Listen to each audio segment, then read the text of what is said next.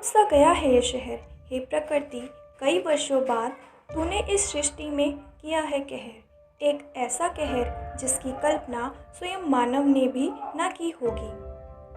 आज जो मनुष्य की आंखों में नमी है वह स्वयं उसकी ही कमी का मूल्य है।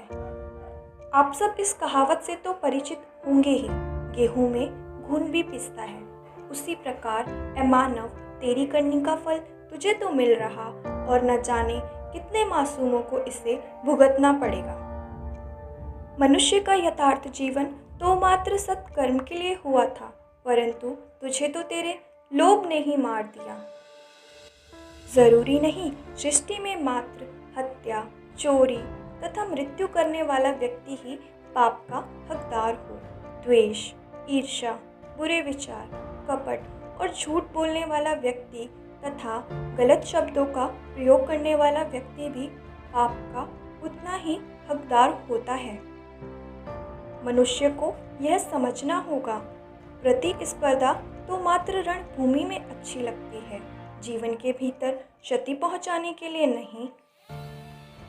विकास और विनाश तो सृष्टि का एक चक्र है, वह तो गतिवान है, परंतु समझने वाली बात तो यह है कि विकास कब कहाँ किस क्षेत्र का किया जाना चाहिए अथवा विनाश किस बुरी चीज़ का होना चाहिए। पुरानों की बात सिर्फ सुनने के लिए नहीं होती, उससे कुछ सीखने का प्रयत्न भी करना होता है। तभी तो अतीत के अंधेरे से भविष्य का नया सवेरा होता है।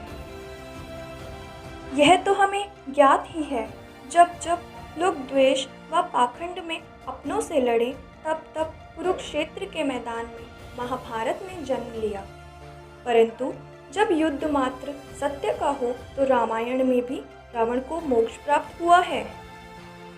उसी प्रकार मनुष्य को यह समझना होगा, यदि वह अपने स्वार्थ के लिए लड़ता रहेगा तो जन्मभूमि को रणभूमि बनने में ज़रा भी समय नहीं लगेगा।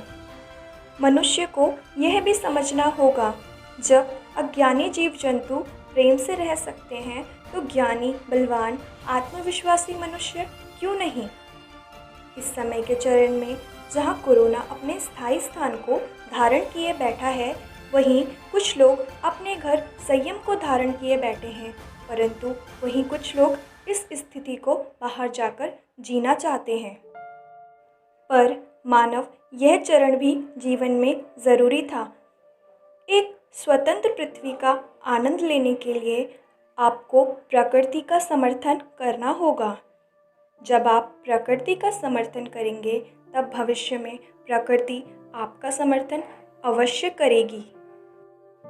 आप सभी समझदार हैं, विचारशील हैं अथवा ज्ञानवान हैं, बस अपने कर्मों को सही गति दीजिए। आगे क्या होना है यह समय पर छोड़ दीजिए। पुनः निर्णय आपका होगा, पर विजय विश्व की होगी।